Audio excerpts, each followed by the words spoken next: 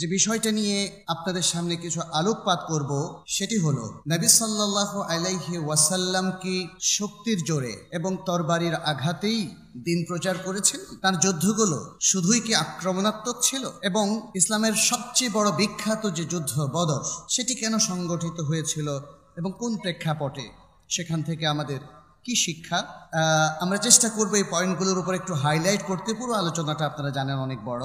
প্রথমেই আসা যাক যে আল্লাহ সুবহানাহু ওয়া তাআলা তার প্রিয় নবী মুহাম্মদ সাল্লাল্লাহু আলাইহি ওয়াসাল্লামকে এই পৃথিবীতে পাঠালেন কি পয়গাম দিয়ে, কি স্বভাব দিয়ে, কি বৈশিষ্ট্য দিয়ে, সেটি আল কোরআনের বিভিন্ন আয়াতগুলোকে যদি আমরা সামনে রাখি আমাদের সামনে স্পষ্ট হয়ে যায়। একটা ছোট্ট আয়াত যেটি আল্লাহ সুবহানাহু ওয়া তাআলা সূরাতুল আম্বিয়ার মধ্যে উল্লেখ করেছেন, ওয়ামা আরসালনাকা ইল্লা রাহমাতাল লিল আলামিন। আর আমরা তোমাকে শুধু সারা বিশ্ব জাহানের জন্য রহমত স্বরূপই প্রেরণ করেছি। এই ছোট্ট আয়াতটিতে কিন্তু উল্লেখ করা হয়েছে, আল্লাহ সুবহানাহু ওয়া তাআলা উল্লেখ করেছেন যে নবী সাল্লাল্লাহু আলাইহি সাল্লামকে সারা বিশ্বের জন্য রহমত, দয়া এবং অনুগ্রহ স্বরূপ তিনি পাঠিয়েছেন, যার অসংখ্য নিদর্শন আমরা রাসূল সাল্লাল্লাহু আলাইহি সাল্লামের সিরাতে পাই। তার আচরণটা প্রত্যেক মানুষের সাথে কেমন ছিল, আমরা বিশেষ করে তার নবুয়ত পরবর্তী আচরণটা নিয়ে আলোচনা করব। তিনি শত্রুদের মধ্যেই 13টা বছর কাটিয়েছেন তার মাক্কি জীবনে। সেখানে অমুসলিমদের সাথে, পৌত্তলিকদের সাথে, যারা তাকে হত্যার ষড়যন্ত্র করত দিন রাত এবং তাকে অপমান করত, কষ্ট দিত, তাদের প্রত্যেকের সাথে তার আচরণটা কেমন ছিল এটা দেখার মতো। এরপর যখন তিনি মদিনার বিভিন্ন গোত্রের সহযোগিতা নিয়ে এবং বিশেষ করে ইহুদিদেরও আহ্বানে তিনি যখন মদিনায় আগমন করলেন, তখন তিনি মদিনা রাষ্ট্রপ্রধান হয়ে গেলেন, তার শক্তি বহুগুণে বৃদ্ধি পেল। এরপরেও যখন আমরা লক্ষ্য করব তিনি অন্য গোত্রের সাথে, অমুসলিমদের সাথে, ইহুদিদের সাথে তার আচরণটা কেমন ছিল, তা থেকেই বোঝা যাবে যে তিনি আসলে কত দয়ার নবী ছিলেন এবং অনুগ্রহ ছিল তার প্রধানতম বৈশিষ্ট্য। পশুদের সাথে, উদ্ভিদের সাথে এবং প্রাকৃতিক বিভিন্ন জগতের সাথে তার আচরণ কি সুন্দর, সেগুলো থেকেই স্পষ্ট হয়ে যায় নবী সাল্লাল্লাহু আলাইহি ওয়াসাল্লাম সারা পৃথিবীতে বিদ্বেষ ছড়ানোর জন্য আসেননি। তিনি এসেছেন রহমত স্বরূপ, তিনি এসেছেন দয়া দিতে, ভালোবাসা দিতে, তিনি এসেছেন মমতা দিতে, স্নেহ দিতে, এবং সেটি তিনি তৈরি করলেন সারা বিশ্বের সকল মানুষের মাঝে, যারা তার আদর্শ গ্রহণ করল, যারা তার থেকে ভালোবাসা শিখল, মমতা শিখল, যারা তার থেকে স্নেহ শিখল, তারা হয়ে গেল মুসলিম এবং মুমিন। আল্লাহ সুবহানাহু ওয়া তাআলা এই বিষয়টি সূরা আত-তাওবার মধ্যে অত্যন্ত চমৎকারভাবে তুলে ধরেছেন, বলেছেন, লাকাদ জাআকুম রাসূলুম মিন আনফুসিকুম আজিজুন আলাইহি মা আনিতুম হারিসুন আলাইকুম বিল মুমিনিনা রাউফুর রহিম। নিশ্চয়ই তোমাদের কাছে এসেছে তোমাদেরই মধ্য থেকে একজন রাসূল, তোমাদের যে কষ্ট এবং ক্লেশ তা তার কাছে বড়ই কষ্টকর, এবং তিনি তোমাদের প্রতি বড়ই আগ্রহী, মুমিনদের প্রতি অতিশয় দয়ালু এবং অনুগ্রহশীল। সুবহানাল্লাহ। এখানে নবী সাল্লাল্লাহু আলাইহি সাল্লামের যে বৈচিত্র্য, তার যে বৈশিষ্ট্য, তার যে চারিত্রিক মাধুর্য, সেটি এখানে উঠে এসেছে। সারা পৃথিবীর মানুষের প্রতি দয়া, অনুগ্রহ, ভালোবাসা দিতে তিনি এসেছেন, সে কথাটি এখানে উল্লেখ করা হয়েছে। সম্মানিত উপস্থিতি, অতএব নবী সাল্লাল্লাহু আলাইহি ওয়াসাল্লাম তার কোনো আচরণের মধ্যেই আক্রমণাত্মক ছিলেন না। পৃথিবীর সকল মানুষের মধ্যে শ্রেষ্ঠ মানুষ তিনি, সকল রাসূলের মধ্যে শ্রেষ্ঠ রাসূল তিনি। তিনি ছিলেন সবচেয়ে বেশি পজিটিভ, সবচেয়ে বেশি প্রোঅ্যাক্টিভ। মানুষ তার প্রতি যদি জঘন্য আচরণ করত, তিনি তার সাথে সবচেয়ে সুন্দর আচরণ করতেন। মানুষ যদি তাকে কোনো কষ্টকর কথা বলতো, তিনি সেটি ইতিবাচকভাবে তিনি সেটাকে ফেস করতেন। অসংখ্য উদাহরণ আছে, আমি সেই উদাহরণগুলো এখান থেকে দিচ্ছি না, কারণ আমাদের যে বিষয়টা রয়েছে তার উপর আরও অনেক কথা রয়েছে।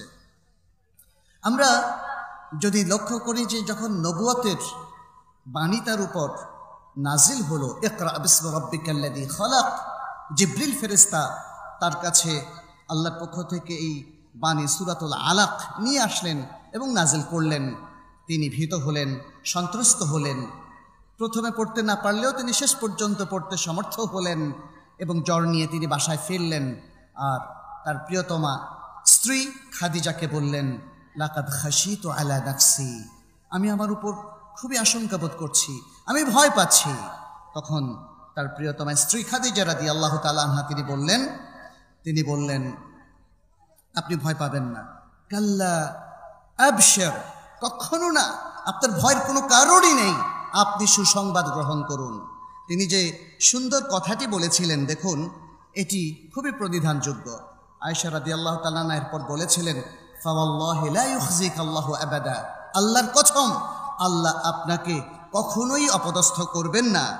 ইন্নাকা লাতাসিলুর রাহিম ওয়া তাসদুকুল হাদিস ওয়া তাহমিলুল কাল্লা ওয়া তাকরিয়াদ যায়ফা ওয়া তুঈনু আলা নওয়াইবিল হক, নিশ্চয়ই আপনি আত্মীয়তার সম্পর্ক অটুট রাখেন এবং আপনি সত্য কথা বলেন, আর আপনি অক্ষমদের বোঝা বহন করেন, আপনি মেহমানদেরকে মেহমানদারি করেন এবং আপনি হক গ্রহণ করতে গিয়ে যে মুসিবত আসে সেখানে আপনি সাহায্যের হাত বাড়িয়ে দেন। আপনার এই যে এত সুন্দর গুণ, এই এত সুন্দর গুণের অধিকারী মানুষেরা কখনো ব্যর্থ হয় না। এত সুন্দর গুণের অধিকারী মানুষেরা, তারা মানবতার বন্ধু, তারা সারা জাহানের বন্ধু এবং তারা শ্রেষ্ঠ মানুষ, আল্লাহর শ্রেষ্ঠ সৃষ্টি।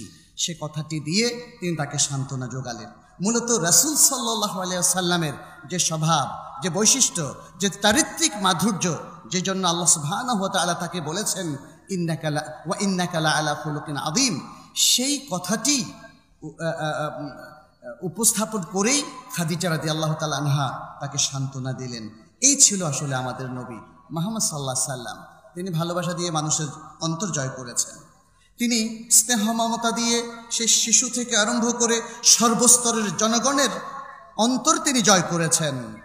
সেটি মদিনায় যখন তিনি আগমন করলেন তার মধ্যে সে প্রমাণ রয়েছে।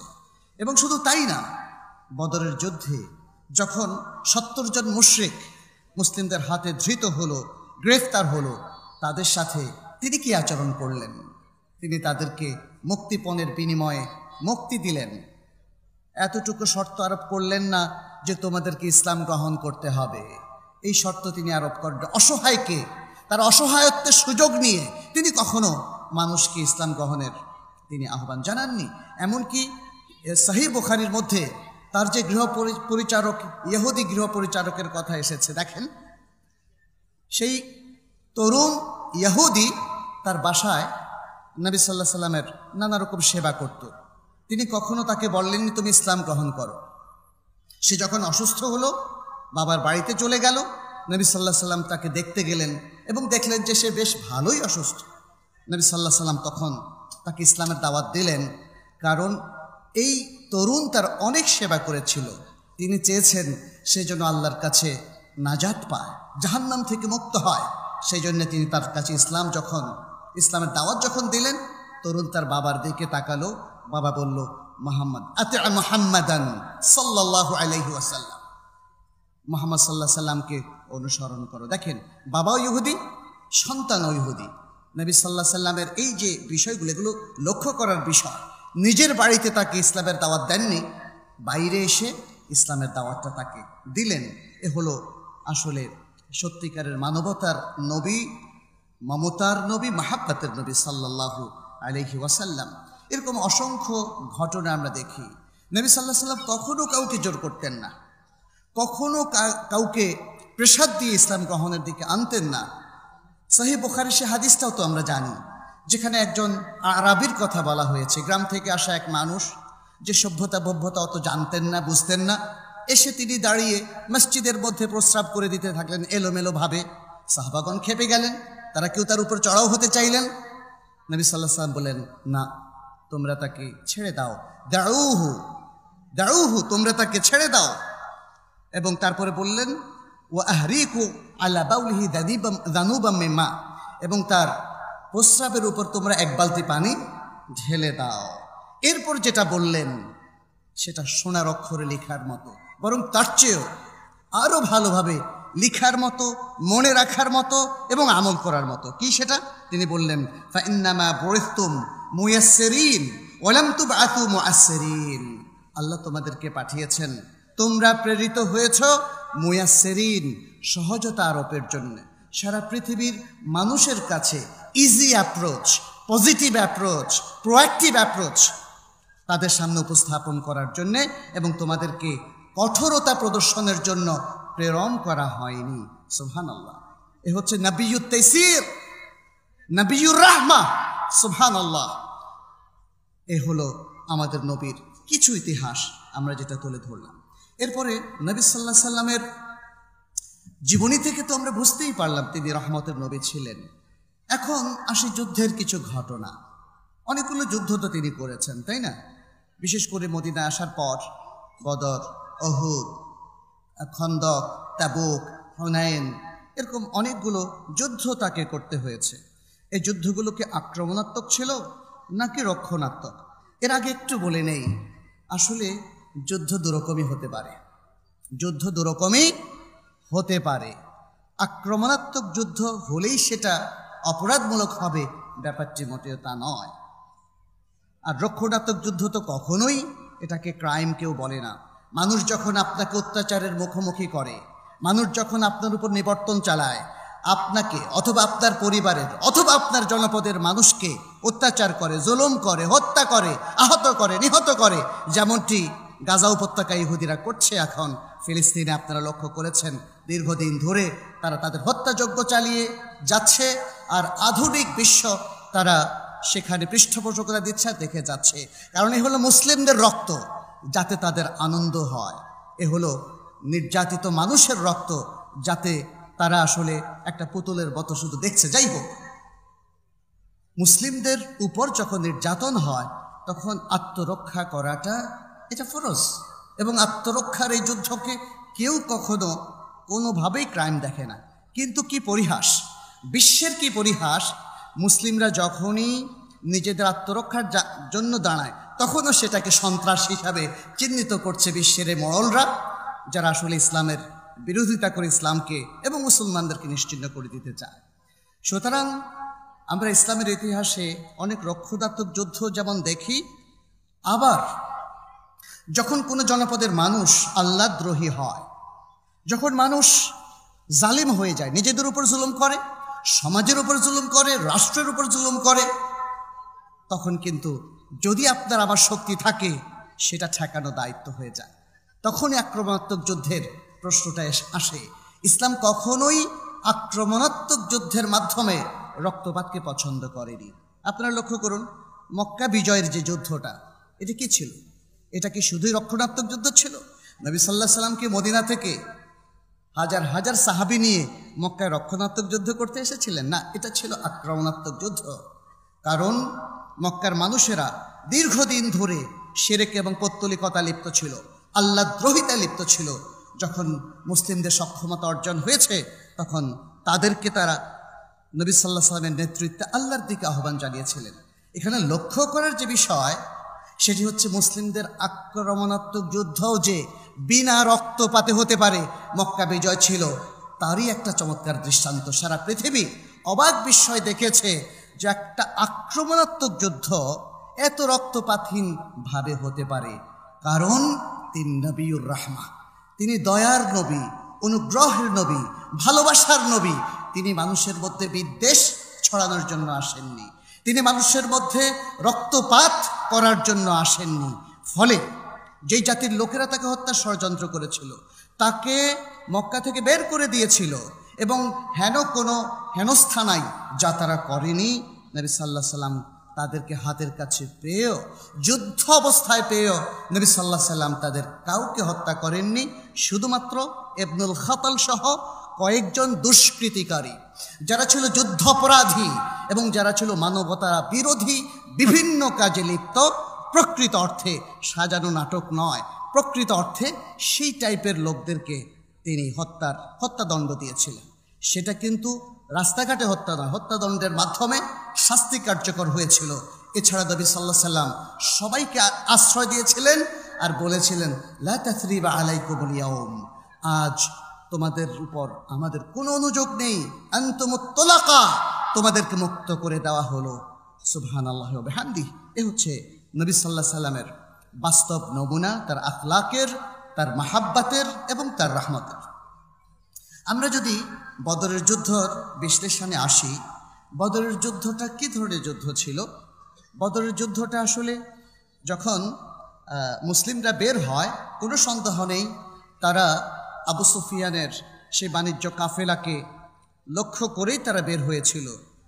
কারণ আবু সুফিয়ান সমরাস্ত্র নিয়ে সে মক্কায় ফিরছিল এবং এটা মুসলিমদের কাছে বার্তা ছিল যে আবু সুফিয়ান এই অস্ত্রগুলো মুসলিমদেরকে নিশ্চিহ্ন করার জন্যই ব্যবহার করবে। আর আমরা যেটা জানি, মুসলিমদেরকে মক্কাবাসীরা বিভিন্ন সময় হেনস্থা করত। এটা অঘোষিত একটা যুদ্ধের মতোই এটা চলছিল। হিজরতের দ্বিতীয় সালে যখন মুসলিমরা আবু সুফিয়ানের দলকে লক্ষ্য করে বের হলো, তখনই বদরের যুদ্ধ সংঘটিত হলো আল্লাহর নির্দেশ। উভয় পক্ষ তারা কেউ জানতো না এটা একটা ভয়াবহ যুদ্ধে পরিণত হবে। অতএব আল্লাহ তাআলার নির্দেশে এই যুদ্ধটা সংঘটিত হয়েছে। কখন সংঘটিত হয়েছে? দ্বিতীয় হিজরির 17ই রমাদান, হিজরতের 1 বছর 6 মাস 27 দিন পরে মাত্র মুসলিমরা মদিনায় আসলো এবং আসার পরেই তারা যখন জানতে পারল আবু সুফিয়ান সে সমরাস্ত্র নিয়ে মক্কা অভিমুখে যাচ্ছে, তখন তারা বের হলো। এবং ইতিমধ্যে আপনারা জানেন আরও অনেকগুলো কারণ এখানে আছে। আমি সেই কারণগুলো খুব সংক্ষেপে আপনাদের সামনে একটু বলবো। আবু সুফিয়ান যখন জানতে পারলো বা বুঝতে পারলো তার পাঠানো গোয়েন্দাদের মারফত, এবং আপনারা জানেন এখানে আরও অনেকগুলো বিষয় ছিল, তারা তখন উটের বিষ্ঠা থেকে বা ঘোড়ার বিষ্ঠা থেকে তারা বুঝতে পারতো যে এখানে কারা এসছে, কোন গোত্রের লোকেরা কদিন আগে কোন জায়গা থেকে এসেছে। তারা বুঝতে পারলো মদিনা থেকে নবী সাল্লাল্লাহু আলাইহি ওয়াসাল্লাম সাহাবাদেরকে নিয়ে তারা এখানে এসেছেন এবং তারা একটা বড় বাহিনী, আবু সুফিয়ানের বাহিনী এত বড় ছিল না। তখন সে মক্কায় খবর পাঠালো যে আমরা আক্রান্ত হওয়ার সম্ভাবনা আছে, অতএব তোমরা চলে আসো। আবু জাহাল তখন প্রায় 1000 খানেক সৈন্যবাহিনী নিয়ে সে চলে আসলো। দেখেন যুদ্ধের প্লটটা কিন্তু তৈরি হয়ে গেল। এখানে মুসলিমরা হঠাৎ করে কারো উপর আক্রমণ করেনি। যদি পুরো যুদ্ধের প্লটটা নিয়ে আমরা চিন্তা করি, তাহলে দেখব যে এই যুদ্ধটা পুরোপুরি আক্রমণাত্মক যেমন ছিল না, আবার এটাও ঠিক যে নবী সাল্লাল্লাহু আলাইহি ওয়াসাল্লাম আবু সুফিয়ানের কাফেলাকে লক্ষ্য করে বের হয়েছেন। এবং এটা ছিল একটা কৌশল, এটা ছিল একটা পলিসি। এটা সব মানুষই এই ধরনের পলিসি, যখন তারা একটা জাতির বিরুদ্ধে দাঁড়ায়, তাদেরকে নিশ্চিহ্ন করার ষড়যন্ত্র করে, তখন তাদের বিরুদ্ধে দাঁড়ানোটা এটা নৈতিকভাবে একটা শক্তিশালী অবস্থান। নবী সাল্লাল্লাহু আলাইহি ওয়াসাল্লাম এবং মুসলমানদের সে অবস্থানটা এখানে ছিল। আর আরও যে কারণগুলো আমরা এখানে লক্ষ্য করি, সে কারণগুলোর মধ্যে আছে, আমি একটা একটা করে বলছি। আমরা জানি যে যখন মুসলিমরা মদিনায় আসলো, মদিনা সনদ হলো, এখানে অনেকগুলো গোত্রের বসবাস ছিল। একদিকে ইহুদি গোত্র ছিল, অন্যদিকে পৌত্তলিক গোত্ররাও ছিল। ইহুদি গোত্রের মধ্যে ছিল বনু কায়নুকা, বনু কোরাইজ, বনু নাদির। আর অমুসলিমদের মধ্যে আউস এবং খাজরাজ গোত্র, যাদের অনেকে আবার ইসলাম গ্রহণও করেছিল। এছাড়া মদিনার আশেপাশে আরও অনেকগুলো গোত্র ছিল। নবী সাল্লাল্লাহু আলাইহি ওয়াসাল্লাম এদের সকলের সাথে একটা সুন্দর সনদ তৈরি করলেন, যেটাকে ওয়াথিকাতুল মদিনা বা মদিনা সনদ বলা হতো। এবং এটা পৃথিবীর ইতিহাসে ম্যাগনা কার্টা নামে বিখ্যাত। পৃথিবীর ইতিহাসে প্রথম রাষ্ট্রীয় একটা সনদ এবং সবচেয়ে চমৎকার একটা সনদ, যার উপর অনেক গবেষণা হয়েছে। সেটা যে কোনো দেশের যে কোনো সনদ তৈরির জন্য একটা চমৎকার দৃষ্টান্ত বলা যেতে পারে।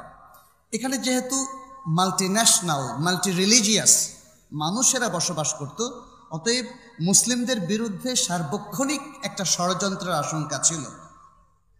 ফলে নবী সাল্লাল্লাহু আলাইহি সাল্লামকে তার শক্তিমত্তা সুসংহত করার বিষয়টা জরুরি হয়ে পড়েছিল এবং সেজন্য তিনি সতর্কতার সাথে এরকম একটা বাহিনী তৈরি করেছেন যারা অমুসলিম এবং পৌত্তলিকদেরকেও বাধা দিতে পারে। কারণ ভেতরে যখন বিভিন্ন টাইপের মানুষ, গোত্র, এটা এখন বিশ্বে প্রমাণিত, আমাদের দেশেও আমরা দেখতে পাচ্ছি নানা ধরনের ষড়যন্ত্র আমরা দেখি হচ্ছে। সেখানেও ইহুদিরা ষড়যন্ত্র করতে পারে, অথবা অন্য আরেকটা পৌত্তলিক গোত্র ষড়যন্ত্র করতে পারে, যেটা পরবর্তীতে আমরা দেখেছি। বনু কাইনুকার নবী সাল্লাল্লাহু আলাইহি ওয়াসাল্লামের বিরুদ্ধে ষড়যন্ত্র করেছে, বনু নজির নবী সাল্লাল্লাহু আলাইহি ওয়াসাল্লামকে হত্যা ষড়যন্ত্র করেছে, এবং বনু কুরাইজাও নবী সাল্লাল্লাহু আলাইহি ওয়াসাল্লামকে হত্যা ষড়যন্ত্র করেছে, ইতিহাস সাক্ষী। ফলে এদের উপর তো নির্ভর করা যায় না, এদের সাথে একটা চুক্তি আছে বটে, এদের উপর নির্ভর করা যায় না। নবী সাল্লাল্লাহু আলাইহি ওয়াসাল্লাম এজন্য গাজওয়া এবং সারিয়া বা সারায়া এর জন্য তার নিজস্ব সাহাবীদের বাহিনীকে তিনি প্রস্তুত করছিলেন। এটা হলো দ্বিতীয় কারণ। তৃতীয় হচ্ছে নবী সাল্লাল্লাহু আলাইহি ওয়াসাল্লাম ভেতরের অমুসলিম এবং বাইরের অমুসলিমদেরকেও এটা জানান দিতে চেয়েছিলেন যে মক্কার মতো এতটা অসহায় মুসলিমরা নয়, মুসলিমদের এখন শক্তি হয়েছে। পৃথিবীর যে কোনো দেশের আত্মরক্ষার জন্য আপনি দেখবেন যে সামরিক শক্তি খুব জরুরি। যদি কোনো জাতির সামরিক শক্তি দুর্বল হয়ে যায় তখন সেই জাতি খুব সহজে অন্য জাতির দ্বারা আক্রান্ত হয়ে যায়। ফলে মুসলিমদের এই সামরিক শক্তির যে একটা উত্থান হয়েছে সেটি জানান দেওয়াটা জরুরি, এবং সেটি আবু সুফিয়ান ছিল তার টার্গেট, এবং সেটা ছিল যথার্থ, কারণ সে মুসলিমদের বিরুদ্ধে ব্যবহার করার সমরাস্ত্র নিয়ে আসছিল। আচ্ছা, চতুর্থ আরেকটা কারণ ছিল, এবং এটা খুবই সিগনিফিক্যান্ট, তাৎপর্যপূর্ণ। সেটি হচ্ছে নবী সাল্লাল্লাহু আলাইহি ওয়াসাল্লাম যখন লক্ষ্য করলেন যে হিজরতের পর থেকেই মক্কায় অবস্থানরত মুসলিমদের উপর অত্যাচার আরও বেড়েই যাচ্ছে, তখন তাদের বিরুদ্ধে শক্তি প্রদর্শনী ছাড়া আসলে এ থেকে উদ্ধার পাওয়ার আর কোনো উপায় ছিল না। যে কোনো দেশেই আপনি দেখবেন আপনার শক্তি বাড়লে তখন পার্শ্ববর্তী দেশগুলো ক্ষান্ত হয়, আর আপনি দুর্বল হলে আপনার উপর মুহুর্মুহু আক্রমণ চলতেই থাকে।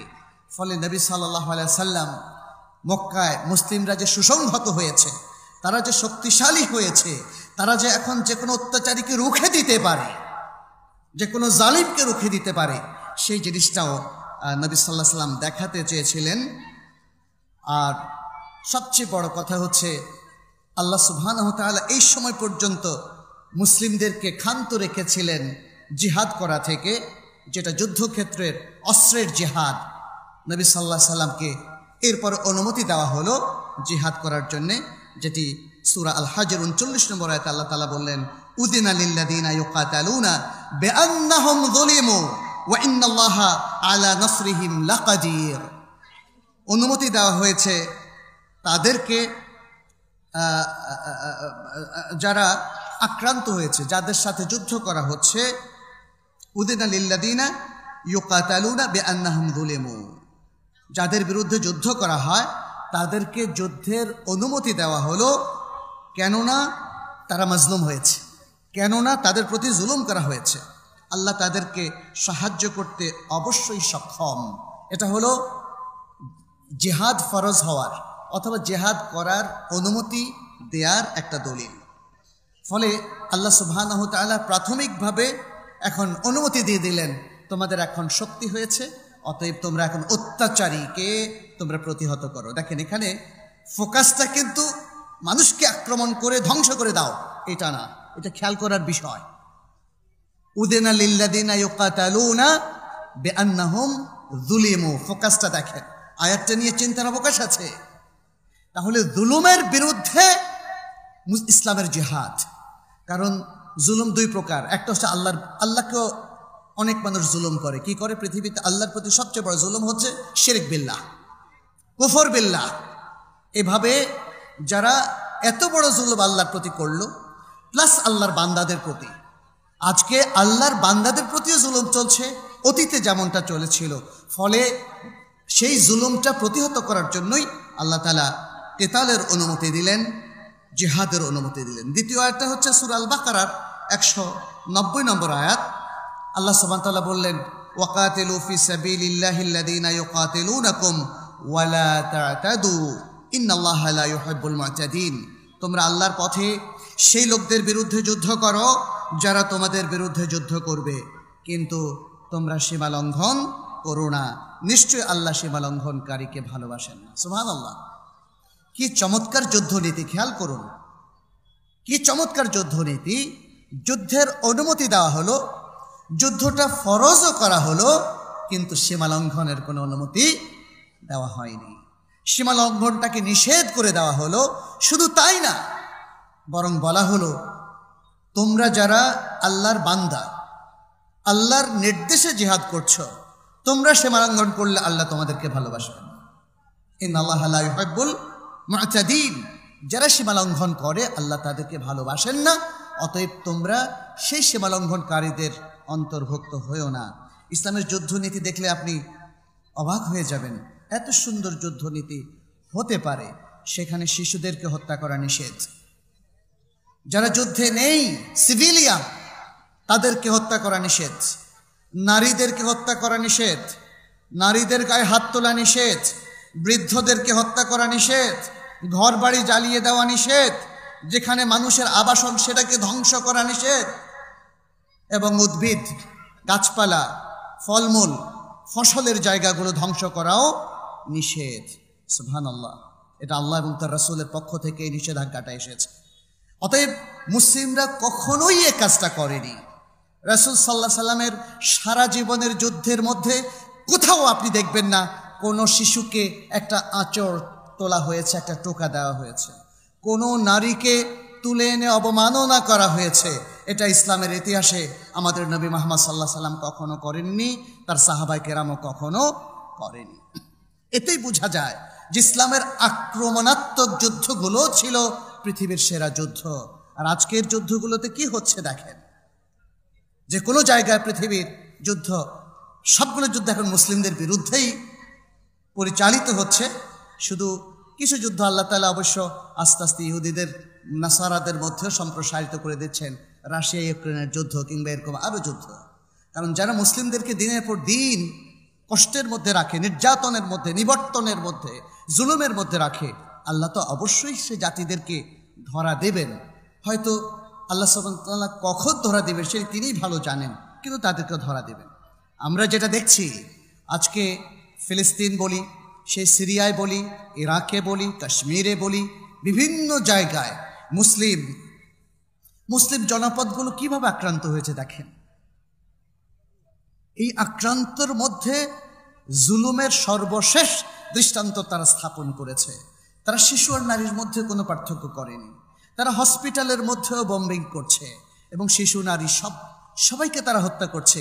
আর আজকে দেখুন উন্নত বিশ্বগুলো চেয়ে চেয়ে দেখছে, তাদের প্রতিরোধও নাই, প্রতিবাদও নাই। শুধু অসহায়ের মতো আমরা মুসলিমরা প্রতিবাদ করছি, আমরা জুলুমের বিরুদ্ধে দাঁড়িয়েছি। কারণ জুলুমের বিরুদ্ধে দাঁড়ানোর এই শিক্ষা আল্লাহ সুবহানাহু ওয়া তাআলা আমাদেরকে দিয়েছেন আল কোরআনে, এবং কিতাল ফি সাবিলিল্লাহর প্রধানতম উদ্দেশ্য হচ্ছে তাই। তাহলে মুসলিম রক্ষণাত্মক যুদ্ধই করুক আর আক্রমণাত্মক যুদ্ধই করুক, রাসূল সাল্লাল্লাহু আলাইহি সাল্লাম এই দুই ধরনের যুদ্ধই করেছিলেন। এই দুই ধরনের যুদ্ধের ক্ষেত্রে মুসলিম তার যুদ্ধনীতি কখনোই পাল্টায় না। তার যুদ্ধের যে মূলনীতিগুলো কোরআন সুন্নাহ ফিক্স করে দিয়েছে, মুসলিম তার এই যুদ্ধনীতি থেকে কখনো সরে আসে না। আমরা রাসূল সাল্লাল্লাহু আলাইহি সাল্লামের যুদ্ধের বিষয়গুলো যদি একটু দেখি, তাহলে আমরা দেখব তার রক্ষণাত্মক যুদ্ধের উদাহরণের মধ্যে আছে বদর, উহুদ, খন্দক। বদরটা আমরা শুরুতেই বলেছি এটা আক্রমণাত্মক ফোকাস ছিল না। আবু সুফিয়ানের দলকে টার্গেট করা হয়েছে, কিন্তু যুদ্ধটা আল্লাহ চেয়েছেন হয়েছে, কারণ তিনি এই বদরের যুদ্ধের মাধ্যমে মুসলিমদের বিজয় দান করেছেন। সুবহানাল্লাহ। আর উহুদের যুদ্ধ, এটা যে রক্ষণাত্মক এটা খুবই স্পষ্ট, কারণ সেই সুদূর মক্কা থেকে হাজার হাজার মুশরিকরা তাদের বাহিনী নিয়ে এসেছে মদিনা আক্রমণের জন্য। অতএব রাসূল সাল্লাল্লাহু আলাইহি সাল্লাম তার সাহাবাদেরকে নিয়ে একদম মদিনার এক প্রান্তে, খুব কাছে, আমরা মদিনায় যখন থাকতাম আমাদের বাসা উহুদের খুব কাছাকাছি ছিল, হেঁটে গেলেও আধা ঘন্টা লাগতো। তাহলে খুব কাছে, মদিনার খুব কাছে উহুদের এই পাহাড়, সেখানে মুসলিমরা শহর রক্ষার জন্যে যুদ্ধে লিপ্ত হয়েছিল হানাদার মুশরিক বাহিনীকে প্রতিহত করার জন্যে। সুতরাং এই যুদ্ধটাও ছিল রক্ষণাত্মক। খন্দকের যুদ্ধ, সেখানে একই অবস্থা। সেই সুদূর মক্কা থেকে খন্দক, যেটা এখন মক্কার খুব অদূরেই খন্দকের যে সীমানা, আপনারা যারা ভিজিট করেছেন জানেন। সেখানে নবী সাল্লাল্লাহু আলাইহি সাল্লাম তার একজন প্রিয় সাহাবা তার পরামর্শে পরীক্ষা খনন করলেন।